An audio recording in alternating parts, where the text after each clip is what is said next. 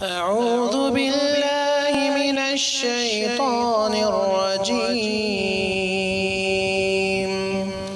بسم الله الرحمن الرحيم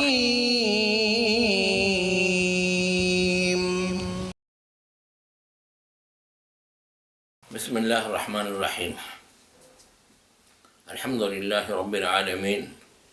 والصلاة والسلام على رسول الله محمد وعلى آله وأصحابه أجمعين اما بعد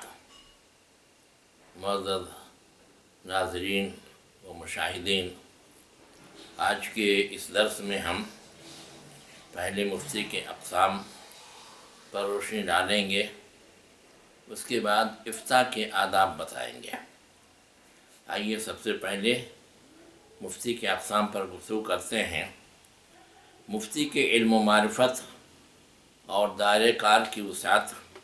و مہارت کے اعتبار سے دو قسمیں ہیں۔ ایک مفتی عام جو فقہ کے تمام ابواب و کنیت کے مسائل پر فتویٰ دیتا ہے، بلکہ عقیدہ وغیرہ کے مسائل بھی بتاتا اور متعلق سوالات کے جوابات دیتا ہے، جیسے علامہ شیخ ابن باز رحمہ اللہ تھے،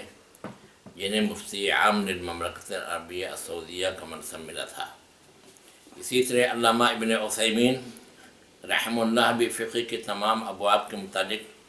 سوالات کے جواب دیتے تھے۔ ہندوستان میں علامہ عبید اللہ مبارک پوری اور ان سے قبل علامہ شیخ الاسلام ثناء اللہ مرسی رحمۃ اللہ علیہ اور امام سید نذیر حسین محدث دہلوی رحمۃ اللہ علیہ تھے۔ دوسری قسم مفتی خاص کی ہے، جو فقہ کے کسی خاص کتاب کے متعلق فتاوی دیتا ہے۔ جیسے حج کے موسم میں بہت سے مشائخ کو مکہ، مدینہ اور مینا و عرفات میں حج کے متعلق مسائل بتانے کے لیے مقرر کیا جاتا ہے، چونکہ ان کا علم اور مطالعہ حج کے مسائل کے سلسلے میں وسیع ہوتا ہے اور ایک طرح وہ اس کے متخصص مانے جاتے ہیں، اس واسطے سے انہیں خاص حج کے مسائل کے بارے میں فتوے دینے کی اجازت ہوتی ہے۔ اسی طرح کسی نے اگر علم الفرائض میں مہارت حاصل کی ہے اور تفصیلی مطالعہ کیا ہے اور تو اس کے متعلق فتویٰ دینے کی اسے اجازت ہوتی ہے۔ مفتی عام کے لیے تمام ابواب فقہیہ پر دسترس اور گہری نظر رکھنا ضروری ہے، اور مفتی خاص کے لیے خاص اس کتاب اور اس کے ابواب و مسائل پر گہری نظر اور وسیع مطالعہ ہونا چاہیے جس میں وہ فتویٰ دیتا ہے۔ اجتہاد کے اعتبار سے مفتی کی دو قسمیں ہیں۔ ایک مجتہد مطلق، جس کے اندر اجتہاد کی اہلیت اور تمام اوصاف و شروط متوفر ہوتے ہیں۔ اس کے لیے درج ذیل شرطیں ہیں۔ نمبر ایک، وہ اللہ عز و جل کی ذات اور اس کی صفات جمال و کمال سے واقف ہو اور ان پر ایمان رکھتا ہو، اور جو صفات نقص و خلل اللہ کے لیے ممتنع اور محال ہیں ان کے بارے میں بھی علم رکھتا ہو۔ البتہ علم کلام کی باریکیوں کا عالم اور اس میں متبحر ہونا اس کے لیے لازم نہیں ہے۔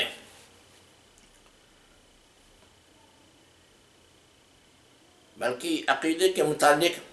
اسے اتنی معلومات ہونا چاہیے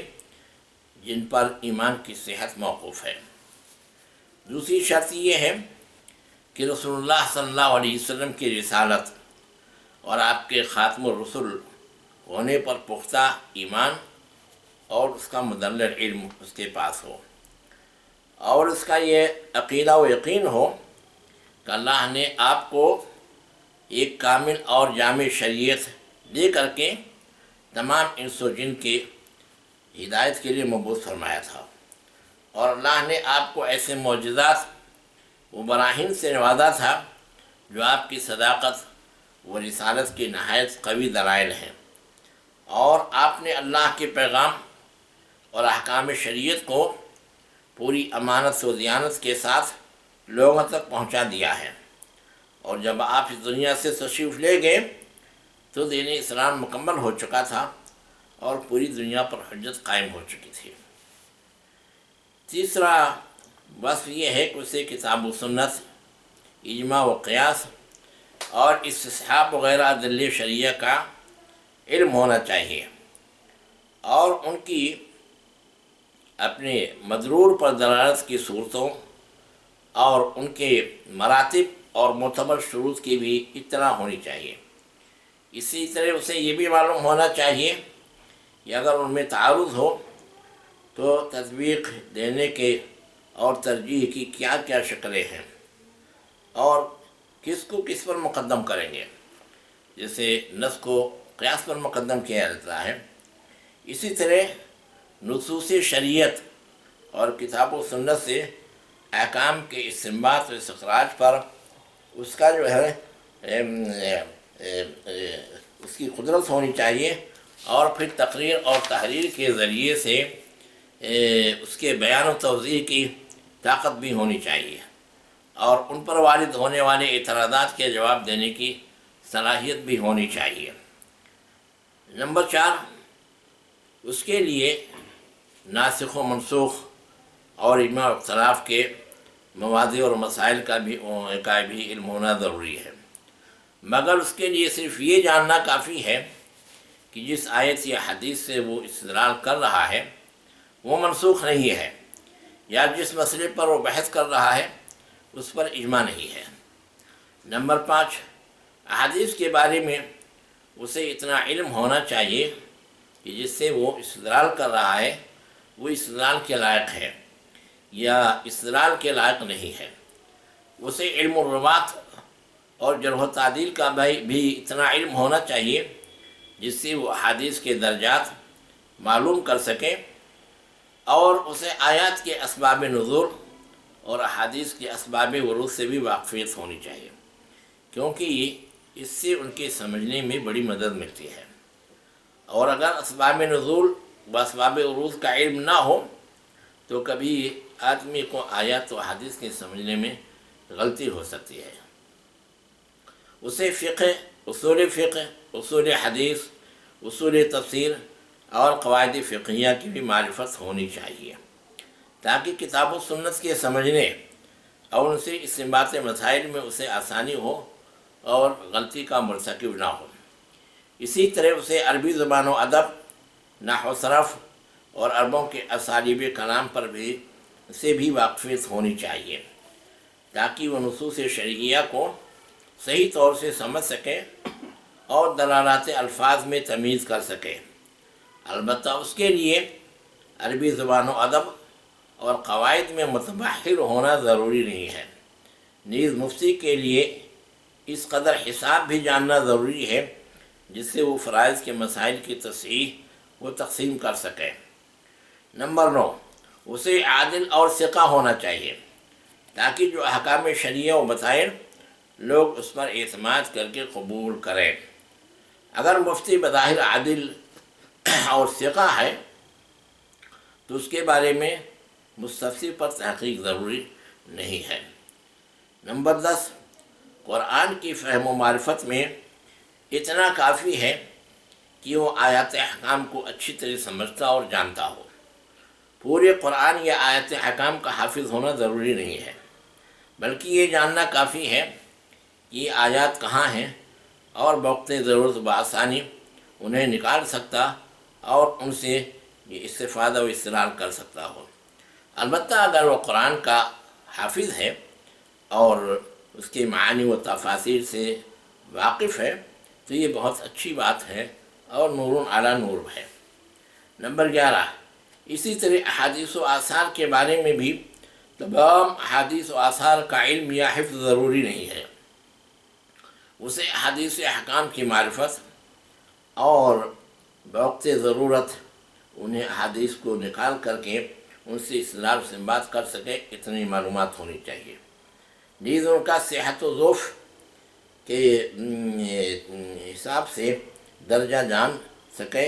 اور اسے معلوم ہو سکے کہ جس حدیث سے استدلال کر رہا ہے وہ حدیث صحیح اور قابل استدلال ہے۔ اجتہاد کے اعتبار سے مفتی کی دوسری قسم مجتہد مقید ہے، جسے مجتہد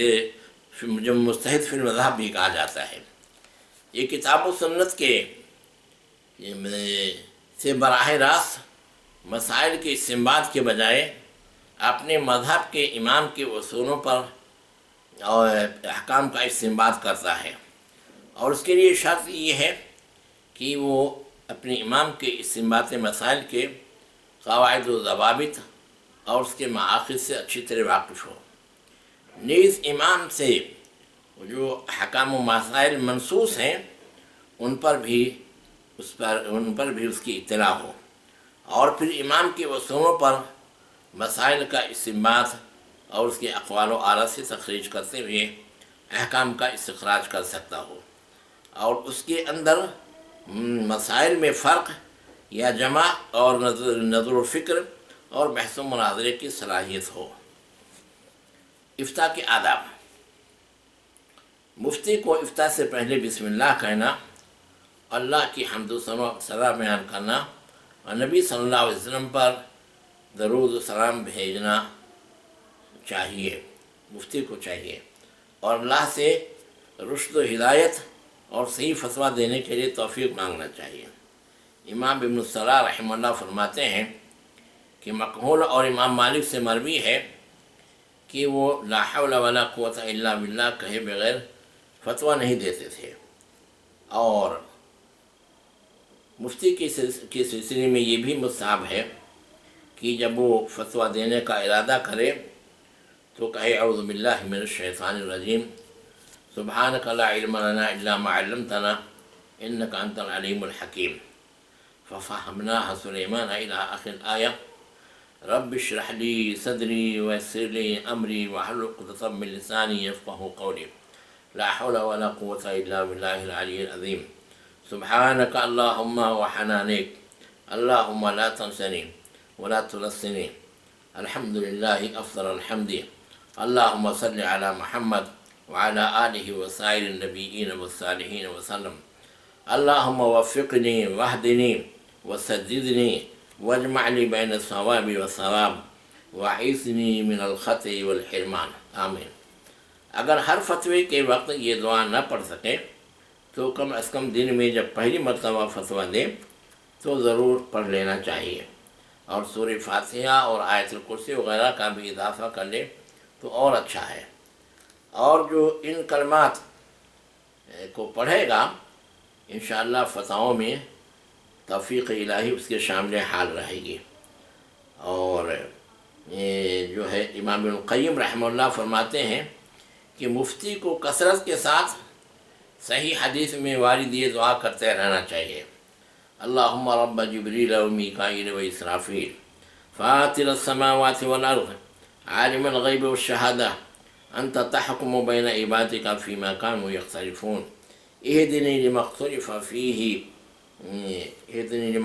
فیہ۔ بہرحال یہ پوری جو ہے تہدی من تشاء الی صراط مستقیم پر یہ دعا پڑھ لینی چاہیے۔ امام ابن القیم رحمہ اللہ یہ بھی فرماتے ہیں کہ ہمارے شیخ امام ابن تیمیہ رحمہ اللہ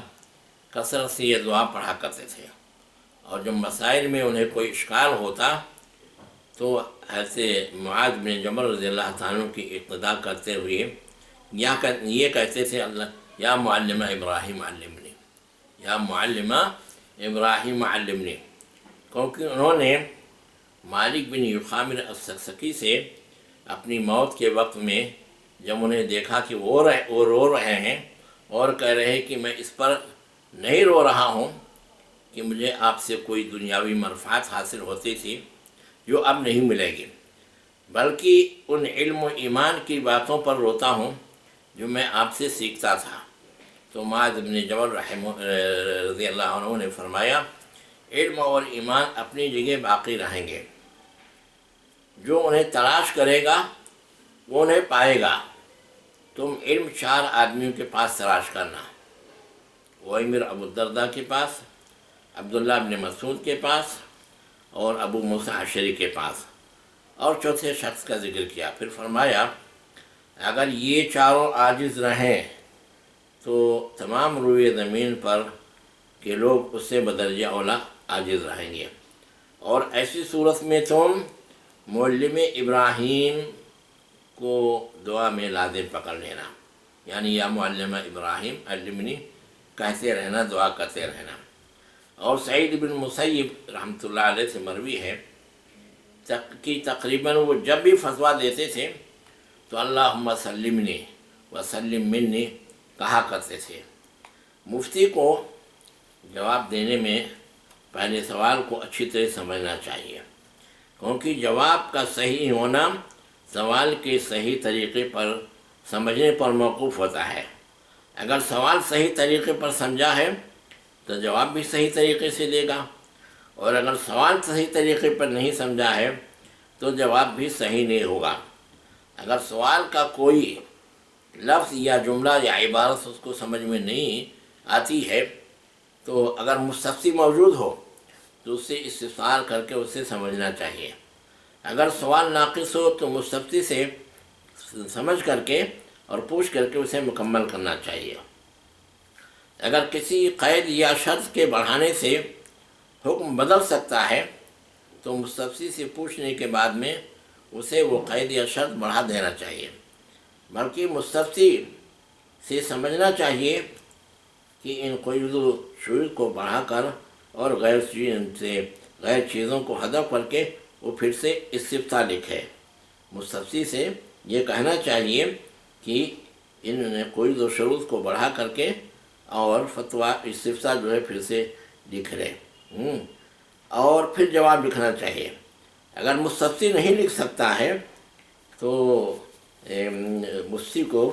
خود اس کی طرف اپنے فتوے میں اشارہ کرنا چاہیے کہ ہم نے مستفسر سے پوچھا تو انہوں نے یہ بتایا اور اسی کی روشنی میں یہ جواب دیا جا رہا ہے۔ اور کوئی جدید مسئلہ ہو تو جس کو مستفسر بھی ٹھیک طرح سے نہیں جانتا ہے اور مفتی بھی نہیں سمجھتا ہے تو مفتی کو اس کا جواب دینے سے پہلے اس مسئلے کے متخصصین سے رجوع ہونا چاہیے اور سمجھنے کے بعد میں جواب لکھنا چاہیے۔ اگر سوال کے کچھ اجزاء سمجھ میں آتے ہیں اور کچھ اجزاء سمجھ میں نہیں آتے ہیں تو جن اجزاء کو وہ سمجھتا ہے ممکن ہے کہ ان کا جواب دے دے، اور باقی کے بارے میں یہ لکھ دے، بتا دے کہ یہ اجزاء سمجھ میں نہیں آئے ہیں اس لیے ان کا جواب نہیں لکھا گیا ہے، اور پھر سے صاف کر کے جواب صحیح واضح طور سے لکھیں تو جواب دیا جائے گا۔ اور اگر وہ پورا استفتاء ہی واپس کر دے اور اس میں یہ اشارہ کرے کہ فلاں سوالات سمجھ میں نہیں آ رہے ہیں تو یہ آپ لوگ صحیح واضح طور سے لکھیے، تب اس کے بعد میں جواب دیا جائے گا، تو یہ بھی ممکن ہے۔ اور یہ جو ہے اگر سائل ایک عام آدمی ہے تو جو تکلفاً کوئی ایسا مسئلہ پوچھ رہا ہے جو ابھی وقوع پذیر نہیں ہوا ہے تو اس کو جواب نہ دے، اور اگر سوال کرنے والے طلباء اور علماء ہوں اور وہ تمرین کے لیے اور مستقبل میں تیاری کرنے کے لیے کسی ایسے مسئلے کے بارے میں پوچھ رہے ہیں جو ابھی وقوع پذیر نہیں ہوا ہے تو ان کو جواب دے سکتا ہے تاکہ استنباط مسئلہ کا انہیں طریقہ معلوم ہو۔ فتویٰ دینے میں مفتی کو جلد بازی نہیں کرنا چاہیے، بلکہ خوب غور و فکر اور صحیح جواب سمجھنے کے بعد میں جواب دینا چاہیے، اور صحیح جواب سمجھ میں نہ آئے تو لا ادری کہہ کر کے معذرت کر دینا چاہیے۔ بلا علم کے جواب دینا بڑے گناہ کی بات ہے۔ سلف کا منہج تھا کہ اس قسم کے مسائل میں وہ لا ادری کہتے تھے، کیونکہ انہیں معلوم تھا کہ اللہ تعالیٰ نے فرمایا ہے لا تقف ما لیس لک بہ علم ان السمع والبصر والفؤاد کل اولئک کان عنہ مسئولا وغیرہ میں یہ بہت ہی اس سے کہا گیا ہے کہ بغیر علم کے بتانے پر وعید ہے اور اس کا جواب آخرت میں دینا پڑے گا۔ اگر کسی سوال کا جواب معلوم نہ ہو یا اس میں شبہ ہو تو بتکلف جواب دینے کے بجائے دوسرے علماء اور مفتیان کرام کی طرف تحویل کر دے، جیسا کہ سلف کا طریقہ تھا کہ وہ ہر سوال کا جواب نہیں دیتے تھے، بلکہ عبداللہ بن مسعود رضی اللہ عنہ کے بقول وہ شخص مجنون ہے جو ہر سوال کا جواب دے۔ وہ فرماتے ہیں من افتى الناس بكل ما يسألونه فهو مجنون، جو لوگوں کے ہر سوال کا جواب دے وہ مجنون ہے۔ نمبر 5، جس مجلس میں اس سے بڑا کوئی عالم دین ہو یا کئی علماء موجود ہوں تو وہ ان کی اجازت کے بغیر فتویٰ نہ دے، بلکہ ان سے گزارش کرے کہ آج کے مجلس میں یہ حضرات فتویٰ دیں گے۔ ہاں اگر وہ حکم دے کہ نہیں آپ ہی فتویٰ دیجیے تو اپنے علم کے مطابق وہ فتویٰ دے سکتا ہے، مگر ان کا ادب و احترام اسے ملحوظ رکھنا چاہیے اور ان کے علم و فضل کا اعتراف کرنا چاہیے۔ نمبر 6، اگر کئی مستفتی ہوں تو ان کا جواب جو ہے ان کے آنے کی ترتیب اور عدل و انصاف کو ملحوظ رکھ کر کے دینا چاہیے۔ امیر و غریب یا عمراء و حکام کے ہم نشینوں وغیرہ میں فرق نہیں کرنا چاہیے۔ ہاں اگر کوئی عورت ہے یا کوئی مسافر ہے جو دور سے آیا ہے اور اس کو روکنے میں اس عورت کے لیے زحمت ہو سکتی ہے یا اس مسافر کے لیے زحمت ہو سکتی ہے تو دوسرے مستفتی حضرات سے جو ہے اجازت لے کر کے پہلے اس عورت کا یا اس مسافر کا جواب دے دینا چاہیے تاکہ انہیں زحمت نہ ہو اور وقت پر وہ اپنے گھر پہنچ سکیں۔ حتی الامکان فتویٰ مدلل دینا چاہیے۔ رسول اللہ صلی اللہ علیہ وسلم کو فتاووں کو دیکھیے تو معلوم ہوگا کہ اگرچہ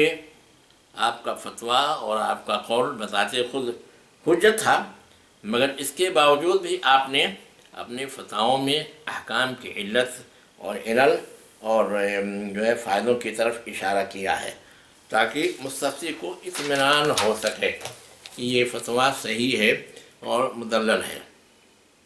فتاویٰ آسان عبارت میں اور آسان الفاظ میں لکھنا چاہیے یا دینا چاہیے تاکہ ہر آدمی بآسانی سمجھ سکے۔ البتہ اگر مستفتی کوئی عالم دین ہو تو علمی انداز میں بھی اسے جواب دے سکتا ہے۔ فتوے میں ایجاز مخل اور اطناب ممل سے پرہیز کرنا چاہیے۔ اسی طرح کسی کی مدح و منقبت یا مذمت و تنقید کے بجائے اصل مسئلے پر توجہ دینی چاہیے۔ نمبر 10، فتوے میں شاذ اقوال کو اختیار کرنا اور جمہور علماء کے اقوال کو چھوڑنا اور ترک کرنا ٹھیک نہیں ہے۔ امام ذہبی رحمۃ اللہ علیہ فرماتے ہیں جو مذاہب کی رخصتوں اور مجتہدین کی خطاؤں کو تلاش کرے گا اس کا دین پتلا ہو جائے گا، اس کا دین پتلا ہوگا۔ اور امام اوزاعی رحمۃ اللہ علیہ فرماتے ہیں کہ جس نے مکیوں کے قول متعہ کے سلسلے میں مکیوں کا قول متعہ کے سلسلے میں اور کوفیوں کا قول نبیذ کے سلسلے میں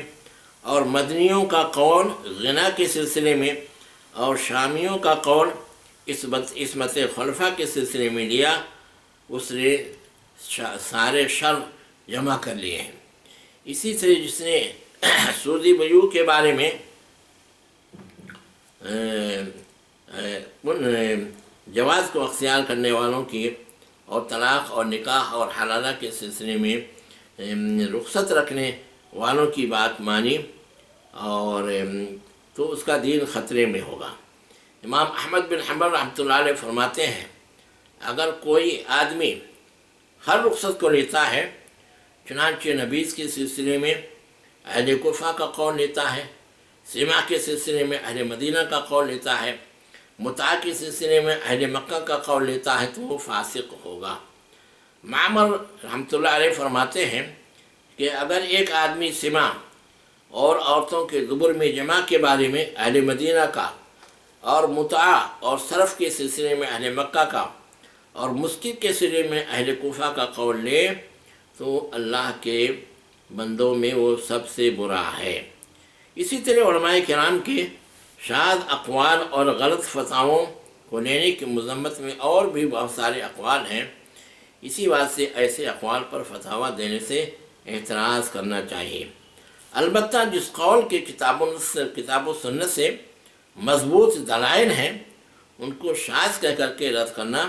درست نہیں ہے، اگرچہ اس کے قائلین کم ہوں، کیونکہ اعتبار دلائل کا ہے نہ کہ قائلین کی قلت و کثرت کا۔ نمبر 11، فتوے میں حق بات ہی بیان کرنا چاہیے اور کسی سیاسی، سماجی اور نفسیاتی دباؤ کو قبول نہیں کرنا چاہیے، کیونکہ افتاء اللہ کے دین کی تبلیغ ہے جس میں کسی کے دباؤ اور خوف کی گنجائش نہیں ہے۔ ارشاد باری تعالیٰ ہے الذین یبلغون رسالۃ اللہ ویخشونہ ولا یخشون عہدا الا اللہ وکفی باللہ حسیبا۔ جو لوگ اللہ کے پیغامات پہنچاتے ہیں اور اسی سے ڈرتے ہیں اور اللہ کے علاوہ کسی سے نہیں ڈرتے۔ نیز فرمایا ولا یخافون لومۃ لائم ذلک فضل اللہ یؤتیہ من یشاء۔ یہ لوگ کسی ملامت کرنے والے کی ملامت سے نہیں ڈرتے ہیں اور اللہ کا فضل ہے، یہ اللہ کا فضل ہے، جسے چاہتا ہے دیتا ہے۔ اگر کسی دوسرے مفتی کا فتویٰ اس کے پاس تصدیق کے لیے آئے تو سب سے پہلے یہ دیکھنا چاہیے کہ اس مفتی کے اندر جس نے یہ فتویٰ لکھا ہے افتاء کی اہلیت ہے یا نہیں ہے۔ اگر افتاء کی اہلیت نہیں ہے تو اس کے فتوے کی تصدیق نہیں کرنی چاہیے، اور جو اگر ہو سکے تو جو صحیح فتویٰ ہے اس کو الگ سے لکھ دینا چاہیے، اور اگر اس کے اندر اہلیت ہے تو دیکھنا چاہیے کہ جس یہ جواب صحیح ہے اس کا جواب صحیح ہے یا جواب صحیح نہیں ہے۔ اگر جواب صحیح نہیں ہے تو تائید یا تردید کے بجائے الگ سے جواب لکھ دینا چاہیے تاکہ بلا وجہ جھگڑا اور فتنہ فساد نہ ہو۔ اور اگر جواب صحیح ہو تو دیکھیں کہ ان کے دلائل صحیح ہیں یا دلائل صحیح نہیں ہیں۔ اگر دلائل صحیح نہیں ہیں تو بھی اس پر کوئی اپنا نوٹ نہیں رکھنا چاہیے اور اس میں اصلاح ترمیم کی کوشش نہیں کرنی چاہیے، کیونکہ اس سے بھی کبھی کبھی جھگڑا پیدا ہو جاتا ہے۔ البتہ وہ الگ سے صحیح دلائل کے ساتھ فتویٰ لکھ سکتا ہے۔ اگر جواب بھی صحیح ہو، دلائل بھی صحیح ہوں اور مفتی کے اندر افتاء کی اہلیت بھی ہو تو تائید کرتے ہوئے وہ الجواب صحیح لکھ کر دستخط کر دے۔ اگر مفتی کو صحیح جواب سمجھ میں نہ آئے تو سائل کو کسی دوسری مفتی کے پاس بھیجنا چاہیے جو افتاء کی اہلیت رکھتا ہو اور صحیح جواب دے سکتا ہو۔ صحیح عقیدہ والے قابل مفتی کے پاس ہی اسے بھیجنا چاہیے، کیونکہ اگر کسی نااہل مفتی کے پاس بھیج دیا اور اس نے غلط فتویٰ دے دیا تو اس گناہ میں یہ بھی شریک ہوگا۔ اس بات سے اللہ سے ڈرنا چاہیے اور سمجھنے اور بھیجنے سے پہلے یہ دیکھنا چاہیے کہ کس کے پاس فتویٰ بھیج رہا ہے، مستفتی کو بھیج رہا ہے، کیونکہ یہ بہت ہی پرخطر مقام ہے۔ نمبر 14، اگر مفتی سے کسی خاص مذہب کے بارے میں فتویٰ طلب کیا جائے تو اس مذہب میں جو مفتبہ اور راجح قول ہو وہی بتائے، اور اگر کتاب و سنت کے دائر کی روشنی میں اس کی رائے اس کے مخالف ہو اور اسے راجح فتوے کو یا مفتبہ قول کو وہ غلط سمجھتا ہو تو بعد میں الگ سے مدلل اس کا ذکر کرے یا کم از کم اس کی طرف اشارہ کر دے تاکہ وہ اس سے بری ذمہ ہو جائے۔ نمبر 15، فتوے میں صرف یہ کہنے پر اکتفا نہ کرے کہ اس مسئلے میں 2 قول ہیں یا اس میں اختلاف ہے، اس بات سے کہ اس سے مستفتی کا کوئی بھلا نہیں ہوگا اور اسے سمجھ میں نہیں آئے گا کہ کس پر عمل کرے۔ اس بات سے راجح قول کو بتانا ضروری ہے۔ مفتی کو چاہیے کہ جواب اس طرح واضح طور پر بتائے کہ مستفتی اسے اچھی طرح سمجھ جائے اور اسے عمل کرنے میں کوئی پریشانی نہ ہو۔ نمبر 17، فتویٰ مفتی کے طلب کے مطابق تحریری بھی دے سکتے ہیں اور زبانی بھی دے سکتے ہیں، دونوں طریقہ جائز ہے۔ نمبر 18، اگر سوال ایسی زبان میں ہو جسے مفتی نہیں سمجھتا ہے تو ایک ثقہ آدمی کا ترجمہ اس کے لیے کافی ہوگا، اس سے زیادہ لوگوں کی تائید و توثیق ضروری نہیں ہے۔ اگر استفسار کے واقعے میں کئی سوالات ہوں تو بہتر ہے کہ جوابات انہی سوالات کی ترتیب پر ہوں تاکہ سمجھنے میں آسانی ہو،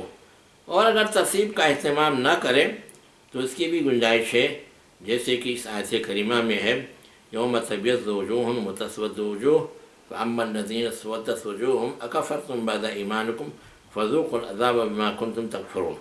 تو یہاں پہلے کہا یوم تبیض وجوہ و تسود وجوہ، پھر اس کے بعد میں اما الذین اسودت، تو بعد والے کو پہلے مقدم کر دیا ہے، تو ترتیب ملحوظ نہیں رکھا ہے، تو اس کی بھی گنجائش ہے۔ جواب مختصر بھی دیا جا سکتا ہے اور حسب ضرورت مفصل بھی دیا جا سکتا ہے۔ دونوں قسم کے فتاوے اب آپ کو مجموع فتاوی ابن تیمیہ وغیرہ میں مل جائیں گے۔